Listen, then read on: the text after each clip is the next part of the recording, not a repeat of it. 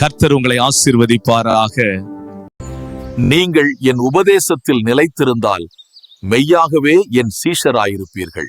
உபதேசம் நமக்கு கடினமாக தோன்றலாம், ஆனால் அதுவே பரலோகத்தை அடைய பண்ணும். தேவனால் உண்டானவன் தேவனுடைய வசனங்களுக்கு செவி கொடுக்கிறான். நீங்கள் தேவனால் உண்டாயிராதபடியினால் செவி கொடாமல் இருக்கிறீர்கள்.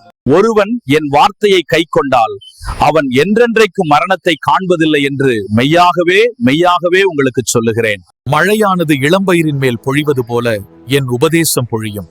பனித்துளிகள் புல்லின் மேல் இறங்குவது போல என் வசனம் இறங்கும். என் கற்பனைகளை பெற்றுக்கொண்டு அவைகளை கை கொள்ளுகிறவனே என்னிடத்தில் அன்பாயிருக்கிறான். என்னிடத்தில் அன்பாயிருக்கிறவன் என் பிதாவுக்கு அன்பாயிருப்பான். நானும் அவனில் அன்பாயிருந்து அவனை என்னுடைய ராஜ்யத்தில் சேர்த்துக் கொள்வேன்.